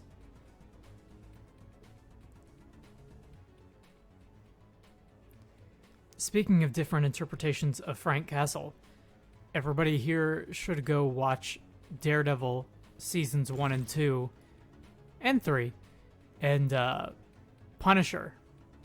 I think that one only got 2 seasons. Sorry, Daredevil seasons 2 and 3. He doesn't show up in the first season. Wait, does he show up in the 3rd season? I don't know. I don't think he shows up in the 3rd season outside of maybe a cameo, but I don't even think that. You know what? Doesn't matter. Daredevil's amazing. It got canceled, and in return, they just, like, it got an ending. At least it got an ending.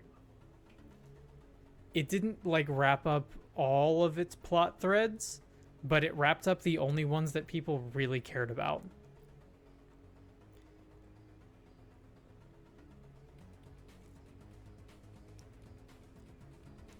Daredevil has this really cool image in my mind of, like, Matt Murdock is a boxer, and his main ability for fighting is to punch people real good, right? Right. So for most of season 3, when he loses access to his suit and has to go back to, like, black pajamas and a headband, what does he do with like getting his fists back up to snuff? Well, what he does is he wraps them in, like, boating rope. And it's Like, oh my god. Can you imagine getting hit with thick boating rope by a boxer? Ow. That might as well be a chain. Might as well. Except even more abrasive when you think about it. More abrasive and more likely to burn you. Mm-hmm.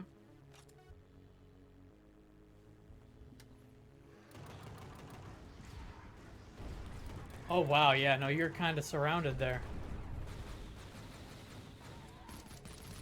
It's okay, I'm solving the problem. You are.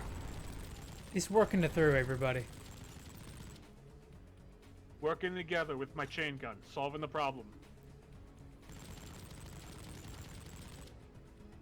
It's all gonna be about teamwork when you get right down to it. Gotta work together with your weapons. Together you're an unstoppable force.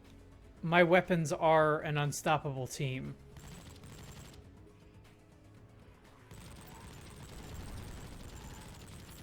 And I feel like that's very Punisher 2099.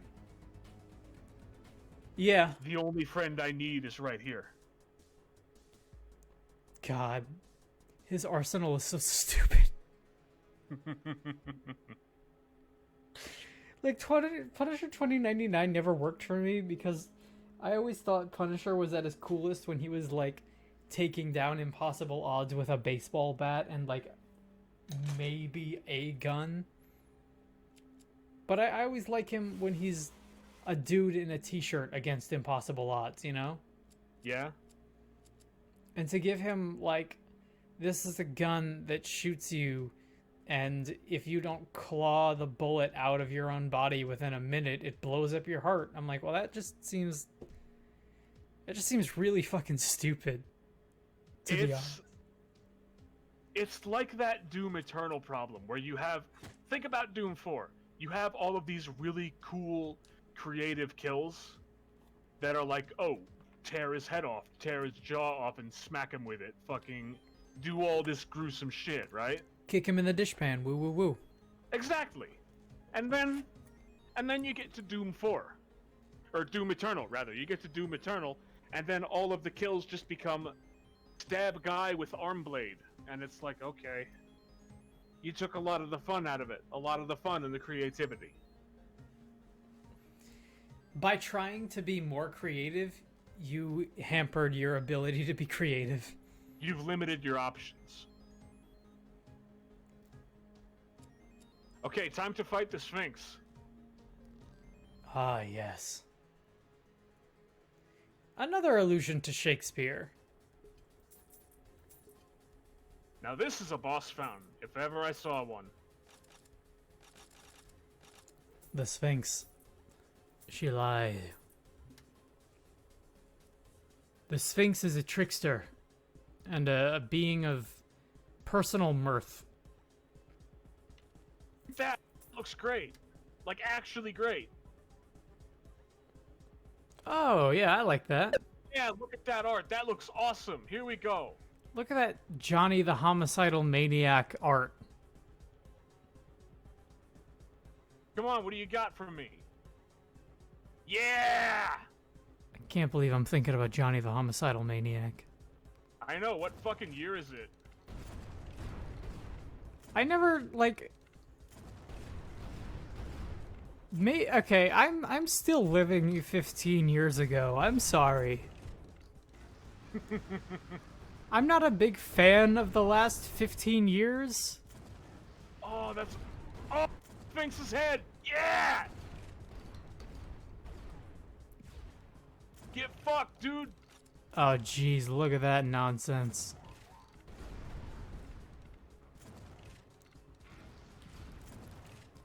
It would be really cool if this was like mode 7ing it up, but it's not quite there. Not quite. But I am imagining it. Yeah, it looks like the back of its head is a big weak spot. Yeah, oh, that's awesome! Yeah, give me those items. Art and action kind of reminds me a little bit of Space Adventure Cobra.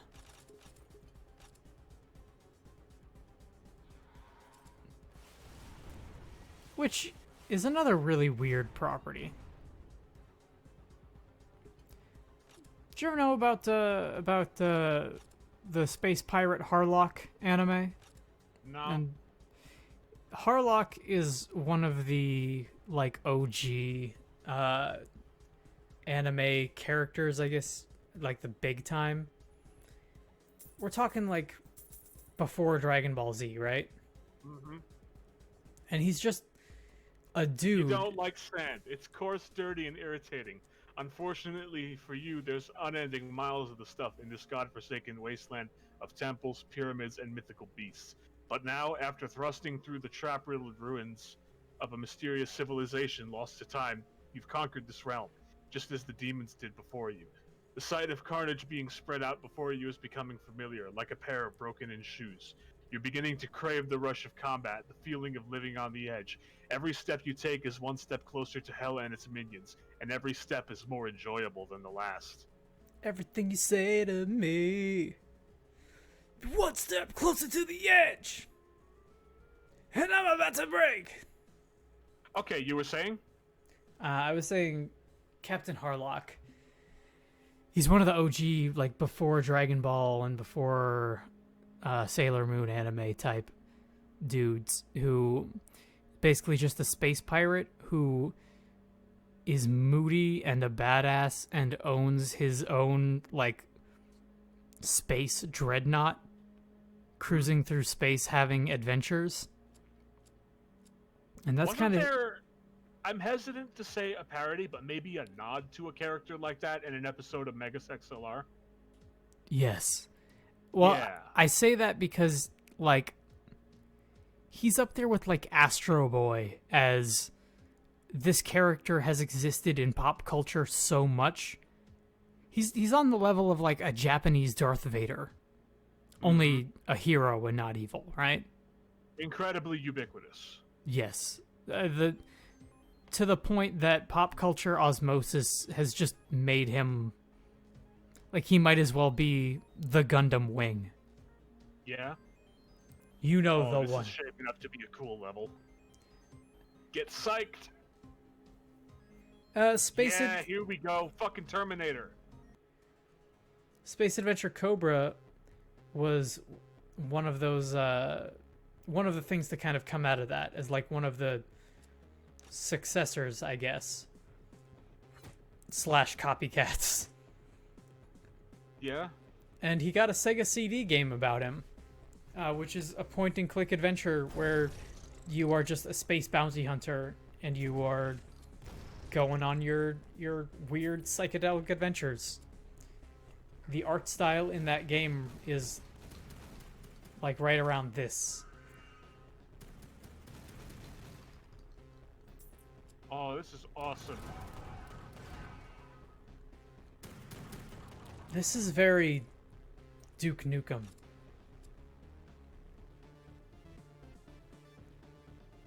People Like- know about me. That's great. Taking the taking this kind of game and putting it in this urban environment is very, very Duke Nukem.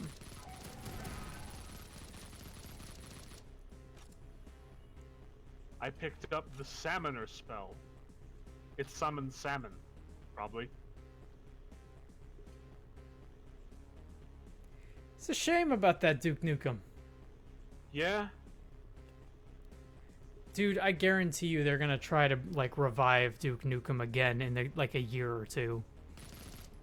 And, like, the only way they could bring Duke Nukem back and not have him be terrible is by having, like, do with him what Shadow Warrior already is now. You know? The only other way that you could bring Duke Nukem back is to do, like, what God of War did with Kratos. Like, have Duke Nukem come back, be 30 years older, and regret everything. Yeah. Or just have him be the same guy, except everybody thinks he's an insufferable jackass like Lo Wang. Everybody else hates him except for him. But he's still just jamming to his own tune. but there's still that self-awareness to it, and I think that could be okay.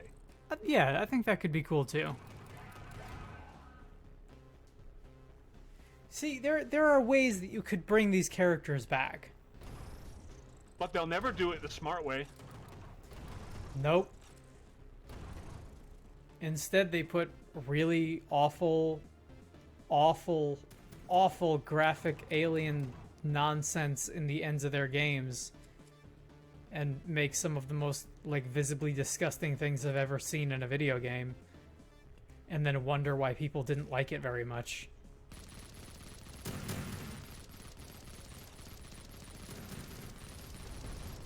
And this was like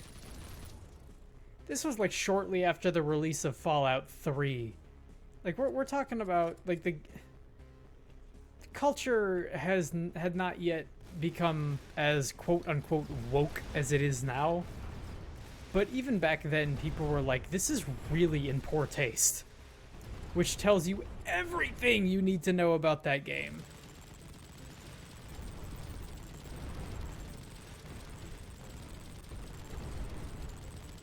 It was also not fun. And that's always going to be the crux of it, I feel. I just remember those levels where it was like, get in this RC car and roll around and try and platform your way to the end of the level, and it was just like the most awful bullshit ever. Duke Nukem Forever sucks so bad. Yeah, the treasure's a floppy disk. Awesome. Yo, I Love like it. that. Don't copy that floppy. Don't copy that floppy.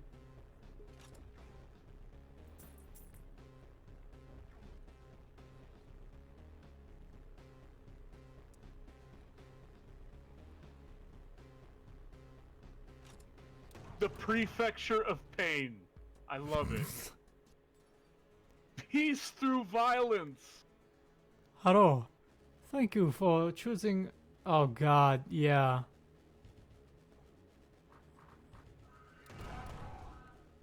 Now we're talking Doom 2016, Doom 20 Eternal. Oh, these guys hate lightning. I wonder why. So, I just realized that I called Doom Eternal Doom 20 Eternal, and I think that's a better name. Yeah. If it had that name, maybe it would have been a better game. What if Doom Eternal came out and it was phonetically written 2000 and then infinity symbol?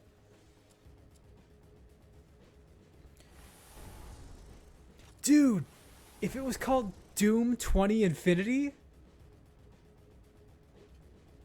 I like this a lot more.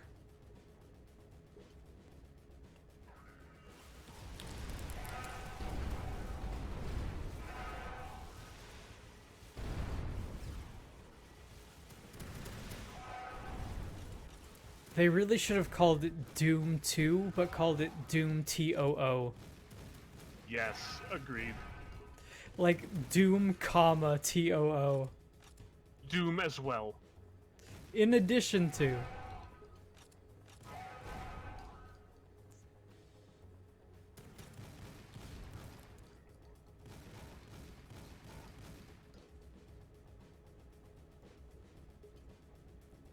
Doom 2, to Doom.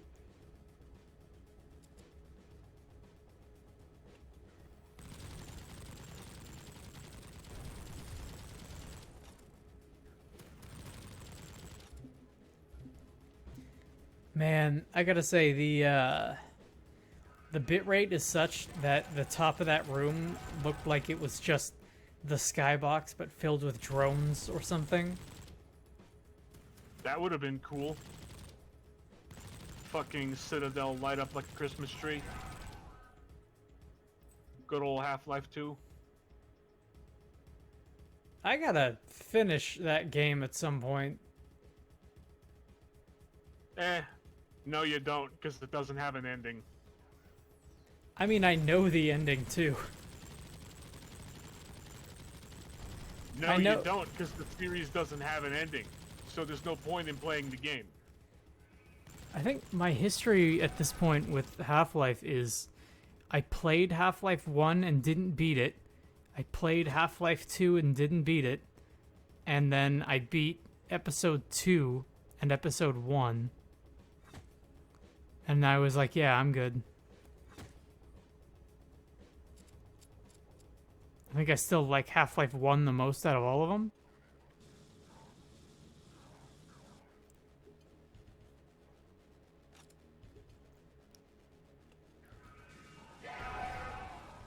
I've got wands of steel.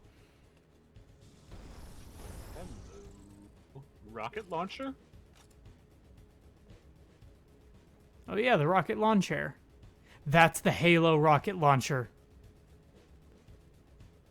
That's straight up the rocket launcher from Halo, except Oh, fuck yeah, it's a rocket launcher. it doesn't have the dual thing, but the colors are, yep, that's the Halo.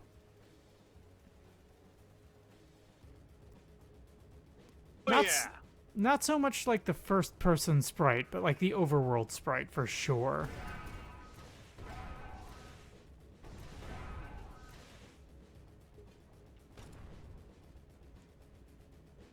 That's more of a the first person sprite reminds me a lot more of the Quake. Yeah, it's very Quake.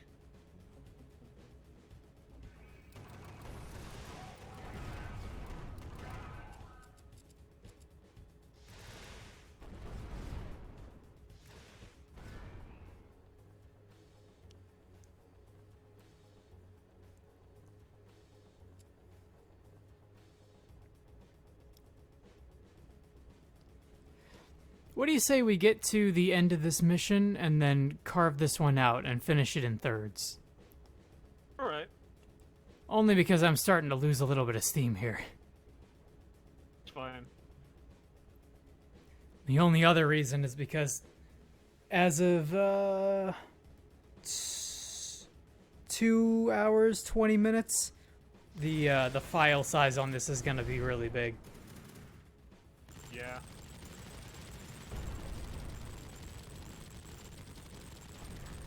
Not that I mind Well, so I- much. We have the I guess first. that's it.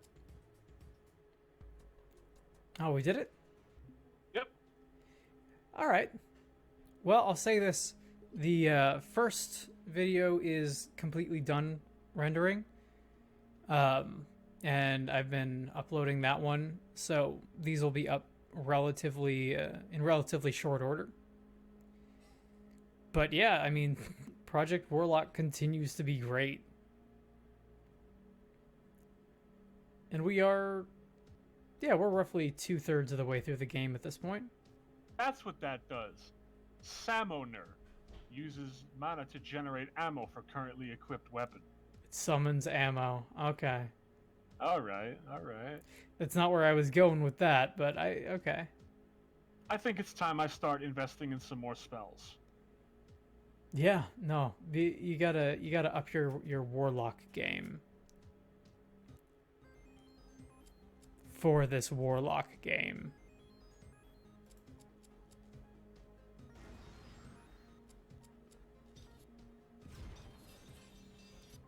Huh. It seems interesting. Yeah. Useful. Sometimes you just need more bullets. It's true. Alright, we'll pick this up next time. Yep, calling it for now. Thank you all for watching in the past, present, and future. And we'll see you next time. Thanks for watching.